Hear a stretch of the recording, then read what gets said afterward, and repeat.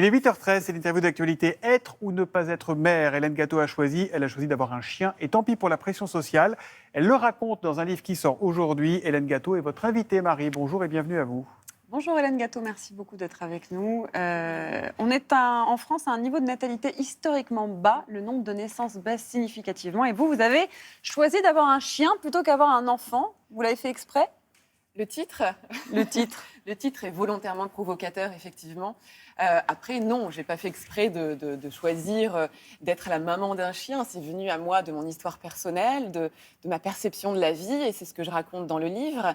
Mais c'est vrai que je me rends compte aussi, finalement, depuis que je parle de mon choix de vie, depuis que je l'assume ouvertement, que ça résonne beaucoup. Oui, ça fait écho avec l'époque. Effectivement, avec l'époque et avec beaucoup d'autres femmes qui sont heureuses, en tout cas, de ma prise de parole, parce qu'elles se sentent, finalement, elles ne se sentent plus seules.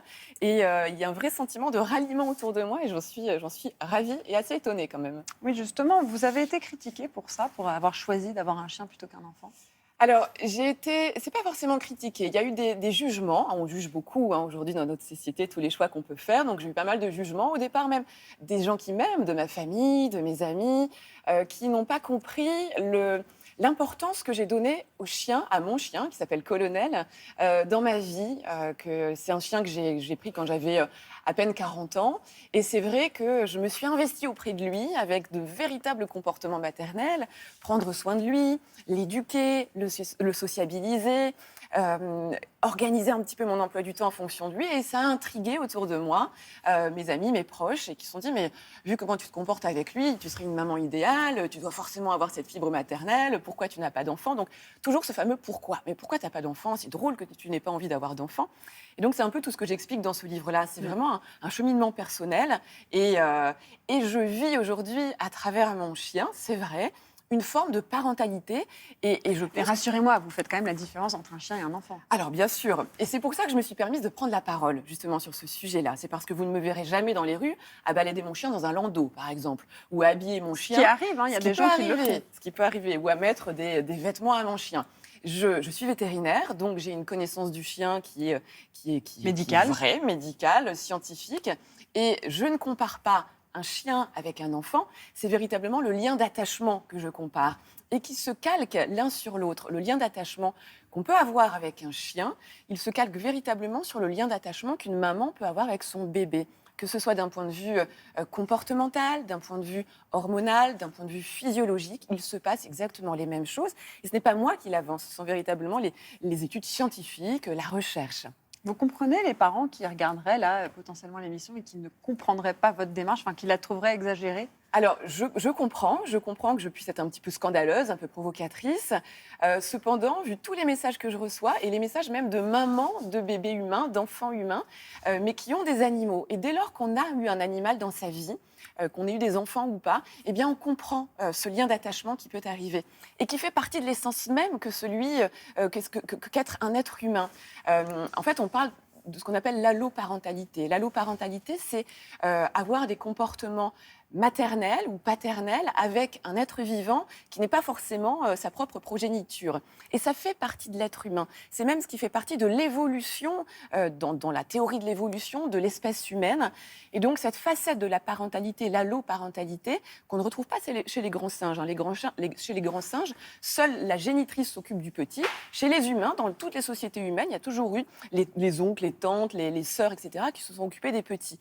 Donc cette facette de l'alloparentalité, eh bien, on va aussi l'exprimer avec d'autres êtres vivants de notre foyer, en l'occurrence les animaux, avec certes moins de contraintes qu'un enfant. Mais alors pourquoi vous avez choisi ce titre? Pourquoi vous n'avez pas juste écrit « Pourquoi j'ai choisi d'avoir un chien » Pourquoi vous avez rajouté « et pas un enfant » ? Parce que pourquoi j'ai choisi d'avoir un chien, je trouve que ça serait un petit peu... Vous avez envie de provoquer un petit peu quand même? Oui, j'ai envie de provoquer un petit peu. Alors on pourrait penser que c'est un coup, entre guillemets, marketing, mais non, c'est mon histoire. C'est mon histoire et de ce point de vue-là, je me confie beaucoup. C'est quand même un livre extrêmement personnel. Oui, parce qu'en fait, vous n'avez pas choisi de ne pas avoir d'enfant, vous avez eu un chien et ça a rempli en fait votre désir maternel. C'est Alors, ça que vous en fait, je n'en voulais pas d'enfant. Je n'en voulais pas. C'est quelque chose que j'ai dû assumer à partir de l'âge de 30 ans. Quand on commence à vous poser des questions. Avant, on ne vous pose pas forcément de questions. Et vers l'âge de 30 ans, on commence à vous poser des questions. Donc, voilà, c'est une... Et puis, j'ai pris mon chien et là, je me suis rendu compte qu'effectivement, je vivais à travers lui, eh bien, cette ça vous stimulation de la remplissait maternité. totalement. Ça me remplissait. Ça venait effectivement remplir ce sentiment peut-être d'incomplétude ou de frustration qu'on peut avoir quand on n'a pas un enfant.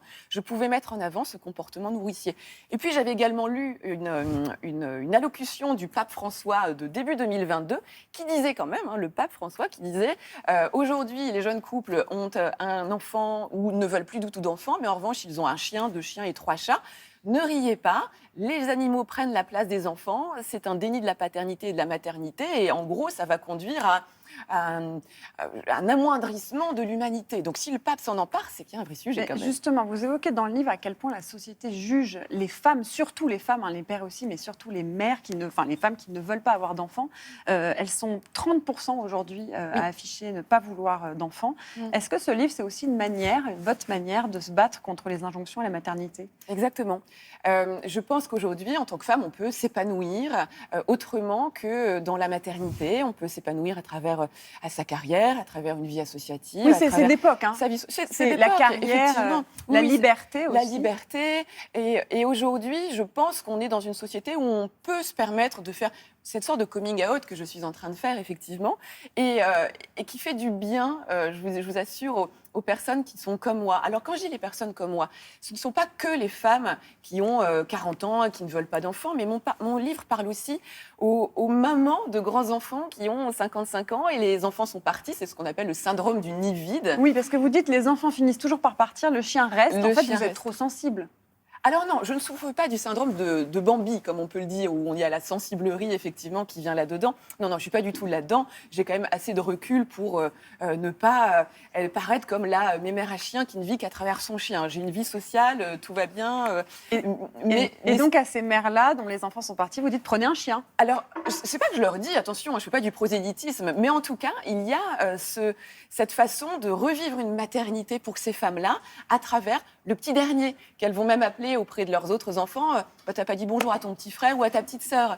Il y a les couples homosexuels aussi qui ne vont pas tous faire une GPA ou une PMA et qui peuvent avoir un animal pour construire une famille. En fait, c'est un nouveau schéma narratif que je propose aujourd'hui autour de la famille. Familial. Exactement. Et c'est presque féministe. Presque. Et pourtant, je ne suis pas trop féministe, vous savez. Donc finalement, c'est plus... C'est pas un gros mot, le féminisme. C'est pour dire aux femmes qu'elles ont droit de faire ce qu'elles veulent, surtout. Exactement. Merci beaucoup, Hélène Gâteau. Votre livre « Pourquoi j'ai choisi d'avoir un chien et pas un enfant » sort aujourd'hui et c'est chez Albin Michel. Merci. Merci, Marie.